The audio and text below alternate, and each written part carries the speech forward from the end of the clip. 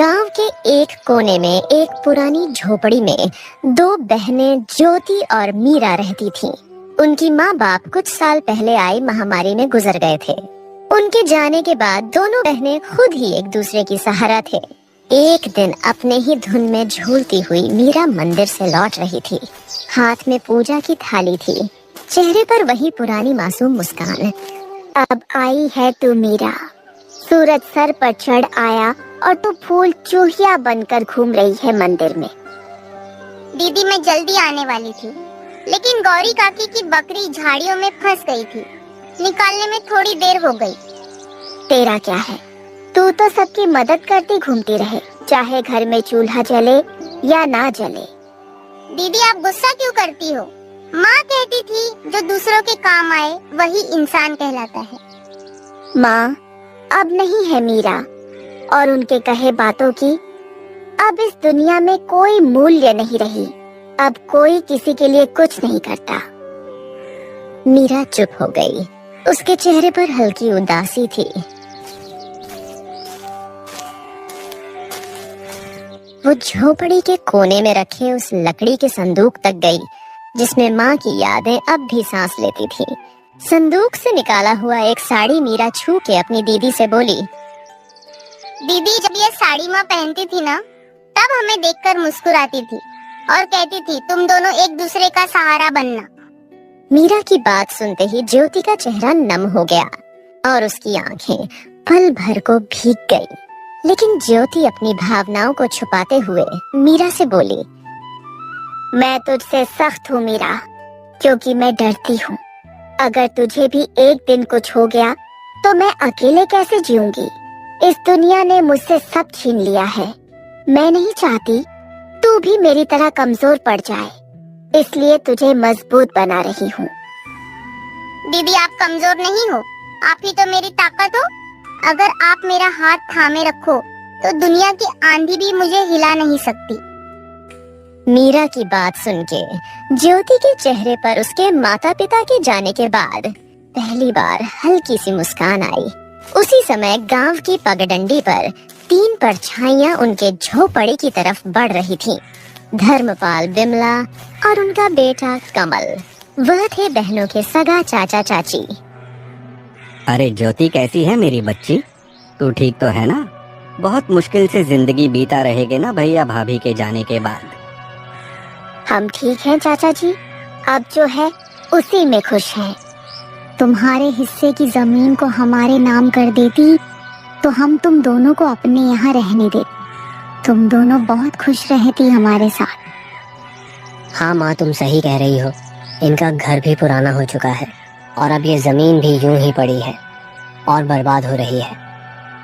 ये सब सुन के ज्योति की आंखों में आग सी चमक उठी। हमें किसी की जरूरत नहीं। बाबूजी की जमीन हमारी माँ और बाबूजी की आखिरी निशानी है, उसे हम यूं ही नहीं छोड़ेंगे। अरे बेटी, तुम्हारी जो खेतों की जमीन है वह भी तो बंजर ही पड़ी हुई है ना, और वैसे भी दुनिया समझदारी से चलती है और औरतें खेत नहीं जोतती। देख लेना, एक दिन रोती हुई आओगी हमारे पास, तब समझ आएगा कि रिश्तेदारों से मुंह नहीं मोड़ा करते।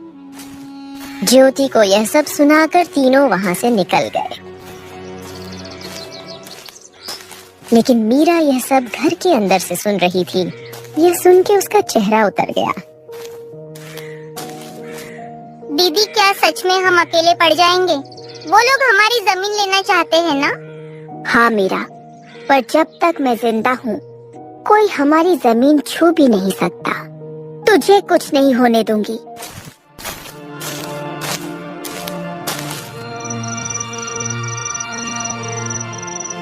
रात को चूल्हे के आगे बैठी हुई मीरा अपनी दीदी से बोली, दीदी माँ की साड़ी मैंने संभाल के फिर से संदूक में रख दी है।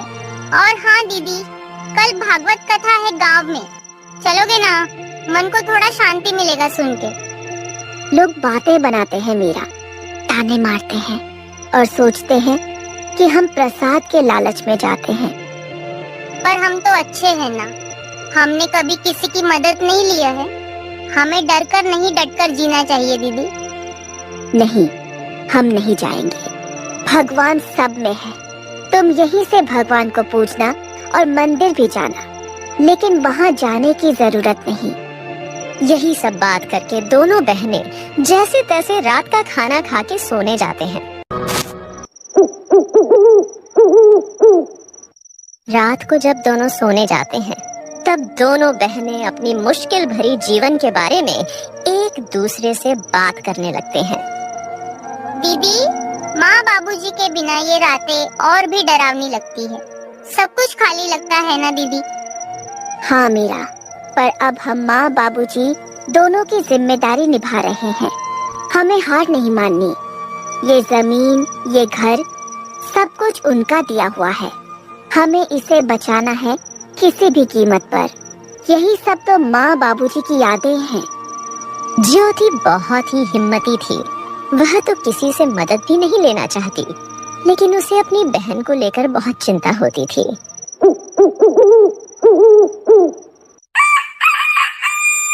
अगले दिन जब दोनों बहनें खेत पर पहुंची, तो देखा कि इस जमीन के बीच एक खूंटी गड्ढी हुई थी। दीदी, ये जमीन के बीचों बीच खूंटी कौन गाड़ गया? यह तो कल यहाँ नहीं थी और ना ही हमने इसे गाड़ी है।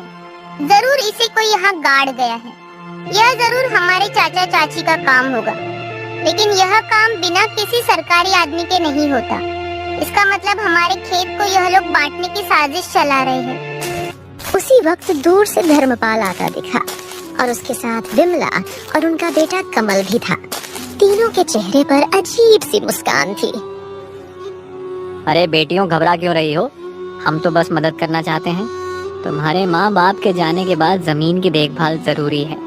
तुमसे अकेले तो होगा नहीं। चाचा जी, आपकी मदद की जरूरत नहीं है हमें। ये जमीन हमारी माँ बाबूजी की निशानी है।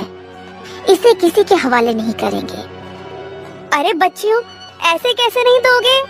यह जमीन तो तुम्हारी और हमारी। कमल के दादाजी ने अपने दोनों बेटों को बराबर हिस्सा करके दिया था, लेकिन शायद तुम्हारे पिता अपने आखिरी दिनों में तुमसे यह बात बोलना भूल गए। इतने साल तो हम साथ ही खाए पिए हैं। हम तो तुम्हारे भलाई ही चाहते हैं। अब ये दुश्मनी क्यों?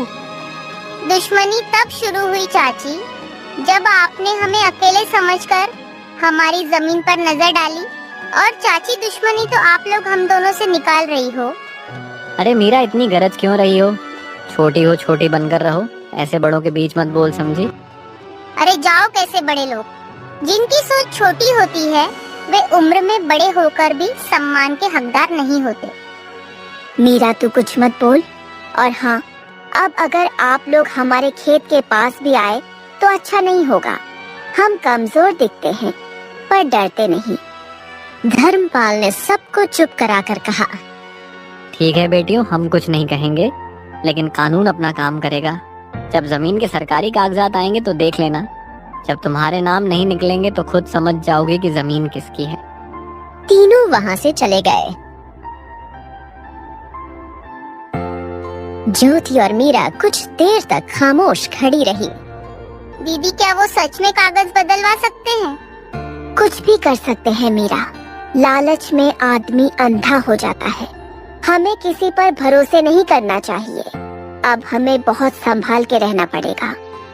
उसी दोपहर दोनों बहनें सरपंच के पास पहुंची। चौपाल में गांव वाले बैठे थे और वहां पहले से ही धर्मपाल बैठा हुआ था। सरपंच जी, हम आपके पास न्याय मांगने आए हैं।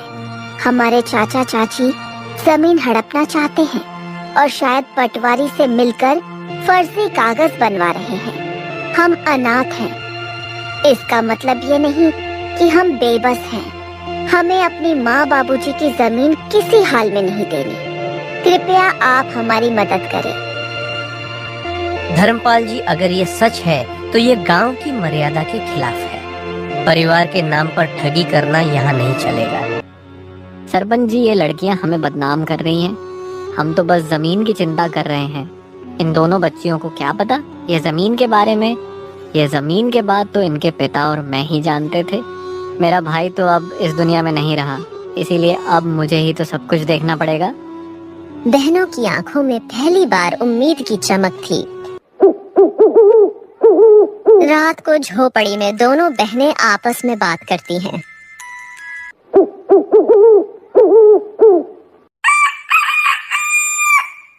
गांव वालों में फुसफुसाहट होने लगी। हमने इन बच्चियों को बचपन से देखा है, ये झूठ नहीं बोल सकती।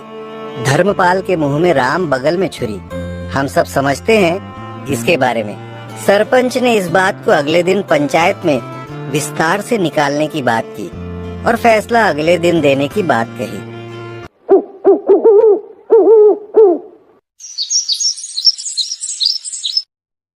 दीदी क्या कल हमारा साथ देंगे गांव वाले? देखते हैं क्या होता है। मुझे किसी पर भी भरोसा नहीं रहा है।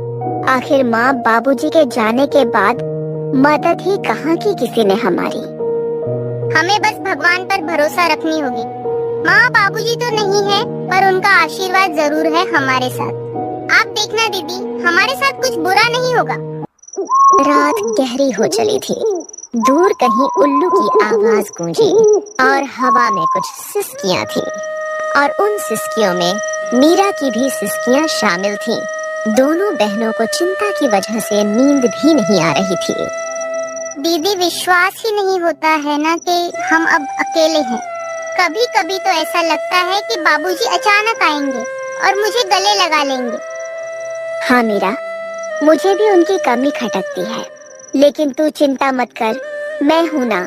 जब तक मैं जिंदा हूँ तुझे किसी चीज की कमी नहीं होने दूंगी। लेकिन दीदी जब माँ बाबूजी गए तब सबने कहा था हम हैं तुम्हारे साथ। फिर धीरे धीरे सब दूर होते गए। चाचा चाची तो जैसे बस हमारे हिस्से की जमीन के लिए ही हमारे करीब थे। ज्योति की आंखों में आंसू थे, लेकिन उसने उन्हें छुपाया। उसे अपनी बहन के सामने कमजोर नहीं पड़ना था। दुनिया बहुत चालाक है मीरा। रिश्ते अब खून से नहीं, धन दौलत से बनते हैं। लेकिन हम भी अब चुप नहीं रहेंगे। अगर हमें अपने अधिकार के लिए लड़ना पड़े तो लड़ेंगे। कि सुबह होते ही गांव में एक अफवाह फैल गई कि धर्मपाल अब पंचायत से कहकर जमीन अपने नाम करवाने की तैयारी कर रहा है। गांव की गलियों में लोग कान्हा फूंसी करने लगे। अरे सुन सुगो, धर्मपाल ने तो कमाल कर दिया। अपने ही भाई की बेटियों को बेघर करना चाहता है। हाँ काकी, कैसा रिश्तेदार है, अपने ही भतीजों को बेघर करने में तुला हुआ है। इन बातों की भनक ज्योति को लगी तो वो मीरा को लेकर सीधा सरपंच के वहाँ पहुँची। सरपंच जी, हमें आपसे इंसाफ चाहिए था। मेरे माँ बाबूजी की जमीन पर मेरे चाचा जबरदस्ती का दावा कर रहे हैं और आप लोग उनका साथ दे रहे हैं। मुझे आपसे यह उम्मीद नहीं थी। हम कोई अबला नहीं है, हम ऐसे चुप नहीं रहेंगे। सरपंच जी, ऐसे कैसे कोई भी आकर हमारी जमीन हड़प लेगा। थोड़े समय बाद धर्मपाल, विमला और कमल भी वहाँ पहुँच गए और वहाँ पर नाटक करने लगे। सरपंच जी, हम तो बस इनकी भलाई चाहते हैं। भाई की मौत के बाद हमने ही इन्हें पाला है, आप तो ये अच्छे से जानते हैं। और अब जब लड़कियां बड़ी हो गई तो हमें बदनाम कर रही हैं। जरा सोचिए, क्या यही इंसानियत है? ज्योति बेटी, तुम्हारे चाचा तो ठीक कह रहे हैं। तुम लोग तो एक ही परिवार के हो। परिवार के बीच ये झगड़ा क्यों? वैसे भी सरकारी कागजात के हिसाब से तुम्हारी जमीन में इनका भी हक है। ऐसे कैसे सरपंच जी? ये लोग हमारी मजबूरी को देखकर हमारा फायदा उठाने आए हैं। ये कोई परिवार नहीं है। ये बस जमीन के लालच में परिवार होने का दिखावा कर रहे हैं। यह सब बात चल ही रही थी कि तभी पटवारी भी वहाँ आ जाता है। हरिश्चंद्र की जमीन कानूनी तौर पर सिर्फ उनकी नहीं है, इसमें उनका भाई धर्मपाल का भी हिस्सा है। ऐसे कैसे? तुम लोग तो बस कागजात के बारे में बोल रहे हो, लेकिन क्या सबूत है कि हमारी जमीन का चाचा जी भी हिस्सेदार है?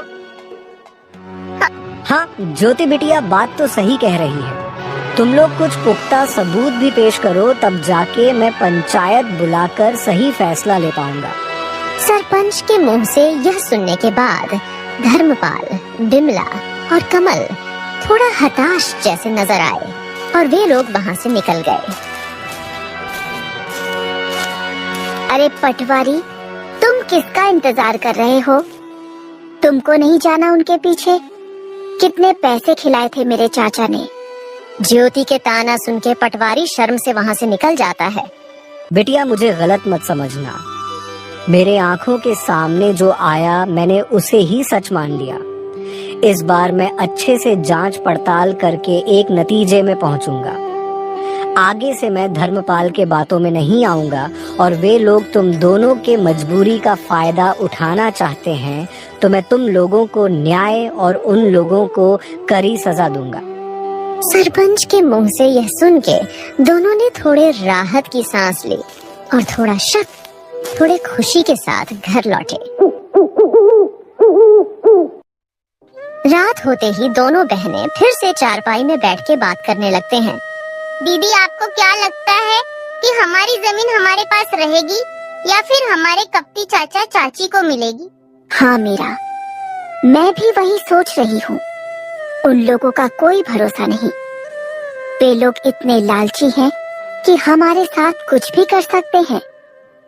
माँ बाबूजी के जाने के बाद उन लोगों ने अपना असली रंग दिखना शुरू कर दिया है। यही सब चिंता में दोनों बहनों ने मुश्किल से अपनी रात काटी। गांव की हवाओं में हल्की सरसराहट थी। आसमान में बादल थे पर बारिश का कोई नाम ओ निशान नहीं।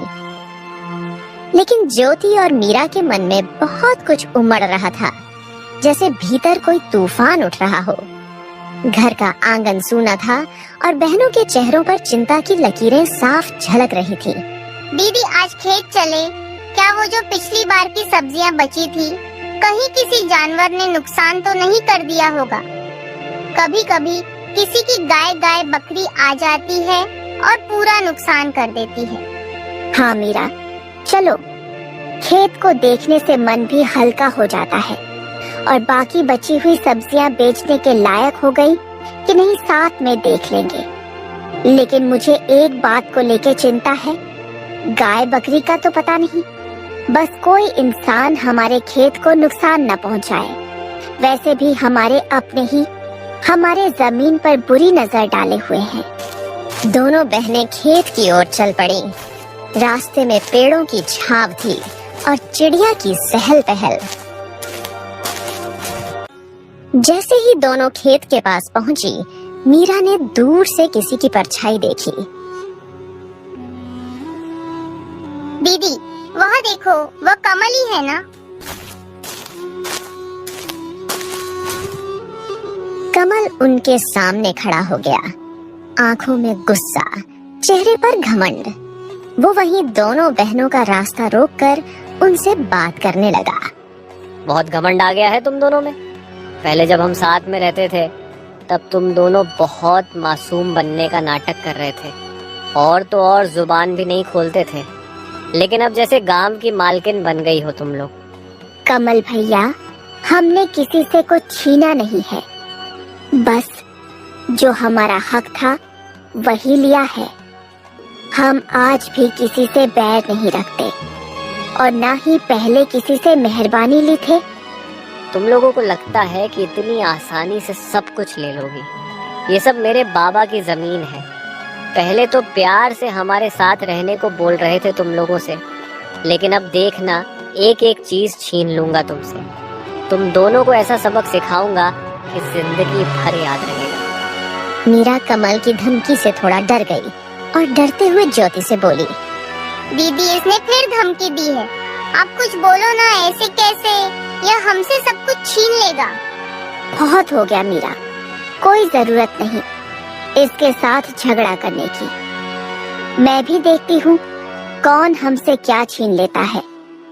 और हाँ कमल, तुम यहाँ से चले जाओ, नहीं तो हम पंचायत में जाकर बोल देंगे कि तुम हमें अकेले देख धमकी दे रहे हो। हाँ, जा रहा हूँ, लेकिन हाँ ज्योति, तुम बहुत ज्यादा ऊपर उड़ रही हो। संभाल के रहना, कब नीचे गिरेगी पता ही नहीं लगेगा।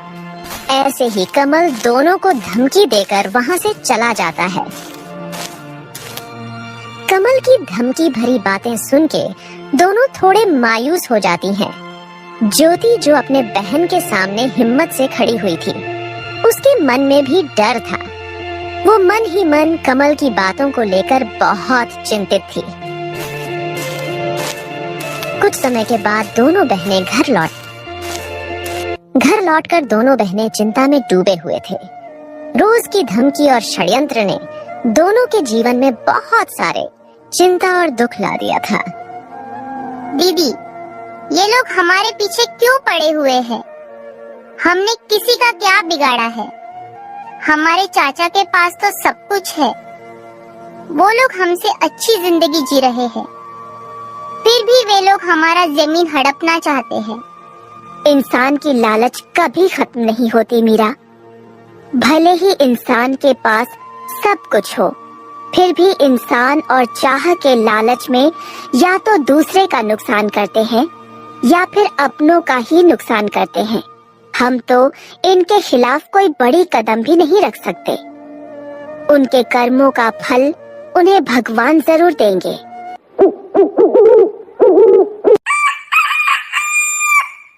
ऐसे ही कुछ दिन बीत जाते हैं। एक दिन अचानक धर्मपाल के चावल के मिल में किसी कारण आग लग जाती है। जब दोनों बाप बेटे को यह खबर मिली तो वे दौड़ते हुए वहां पहुंचे। मिल के बाहर लोगों की भीड़ जमी हुई थी, लेकिन गांव वालों ने पहले से ही आग बुझा दिया था। धर्मपाल और उसके बेटे को देख गांव वाले कान्हा फूंसी करने लगे। अरे ये आग ऐसे ही नहीं लगी, ये तो धर्मपाल और उनके परिवार के किए गए बुरे कर्मों का नतीजा है। उन्होंने बिन माँ बाप के उन दोनों लड़कियों को बहुत परेशान किया था। अब देखो क्या हुआ इनके साथ। हाँ भाई, बिल्कुल सही कह रहे हो।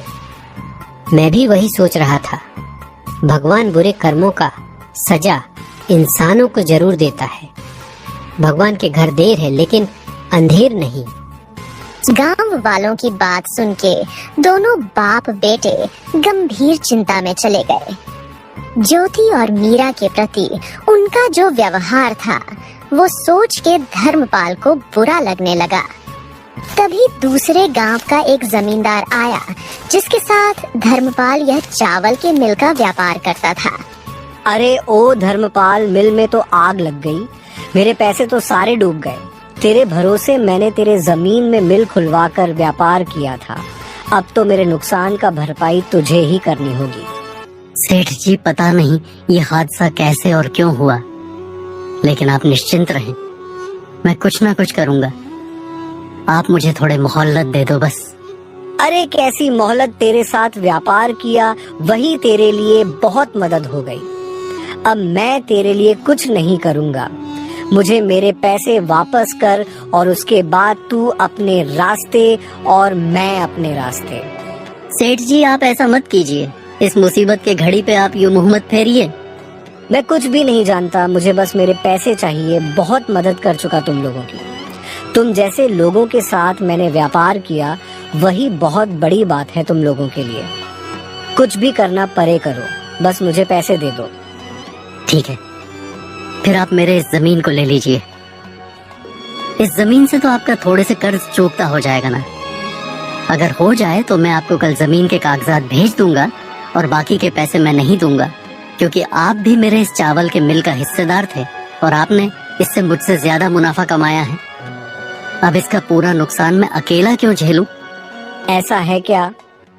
ठीक है, तू मुझसे दुश्मनी मोल ले रहा है, देख लूंगा तुझे। फिलहाल तू मुझे अपनी इस जमीन के कागजात भेज दे, बाकी के पैसे तो मैं तुझसे बाद में वसूलूंगा। जमींदार से यह सुनने के बाद दोनों बाप बेटे हताशा और गुस्से में वहां से घर निकल जाते हैं।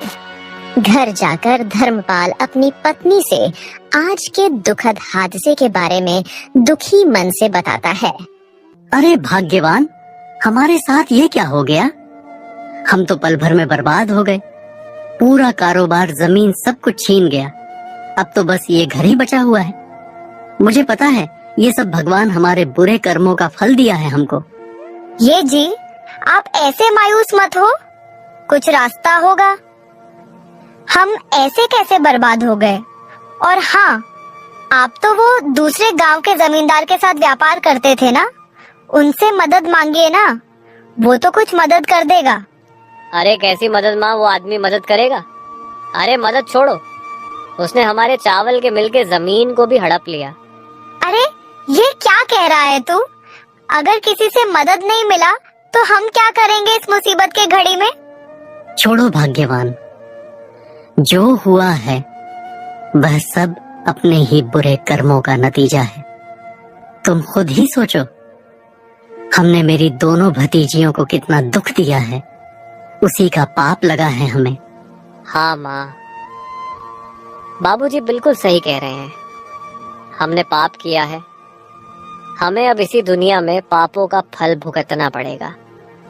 पता नहीं बिना पैसों के अब यह घर कैसे चलेगा। हाँ कमल बेटा, तू सही बोल रहा है। अब हम ये घर कैसे चलाएंगे? हमें तो गांव में कोई मदद भी नहीं करेगा। ज्योति और मीरा के ऊपर के अन्याय के लिए गांव वाले भी हमसे नाराज है। ऐसे तो हम सड़क पर आ जाएंगे। यह सब बात करके तीनों बहुत उदास हो जाते हैं और तभी इस उदासी भरी माहौल में विमला बोल पड़ती है। ये जी मेरे मन में एक विचार आया है, क्यों ना हम ज्योति और मीरा के पास जाकर उनसे मदद मांगे और साथ में उनसे हाथ जोड़ के माफी भी मांग लेंगे। मदद कैसी मदद माँ, वे दोनों हमारी कैसे मदद करेंगे? उनके पास तो मदद करने के लिए कुछ भी नहीं है और ना ही वे मदद करेंगे। आखिर इतना दुख जो दिया उनको हमने। अरे क्या बोल रही हो तुम? पागल हो गई हो क्या? कितना परेशान किया है उनको। अब किस मुंह से जाऊंगा उनके पास मदद मांगने? और वे तो खुद ही कितनी मुश्किल से जी रहे हैं, हमारी क्या मदद करेंगे वे? अरे आप लोग थोड़े शांत हो जाइए। हम उनसे पहले दिल से हाथ जोड़कर माफी मांगेंगे और उसके बाद हम उनके जमीन पर खेती करने की इजाजत मांगेंगे और खेती का जो भी मुनाफा होगा उनको भी आधा देंगे और हमारा भी जैसे तैसे गुजारा हो जाएगा। और हाँ, मैं इस बार लालच में नहीं बोल रही हूँ, मैं बुरी परिस्थितियों के चलते बोल रही हूँ। तुम बात तो ठीक ही कर रही हो। हमें तो कोई मदद करेगा नहीं और हमें तो ज्यादा कुछ काम भी नहीं आता। बस थोड़ा खेती बाड़ी जानता हूँ मैं, और अगर वे लोग मदद के लिए मन जाए तो कमल भी मेरी खेती में मदद कर देगा। हाँ बाबूजी, मैं करूंगा मदद। चलिए बात करने जाते हैं उनसे, और अगर वे मदद नहीं भी करें तो कम से कम माफी की उम्मीद तो रख ही सकते। यह बोल के तीनों ज्योति और मीरा के घर पहुँचे।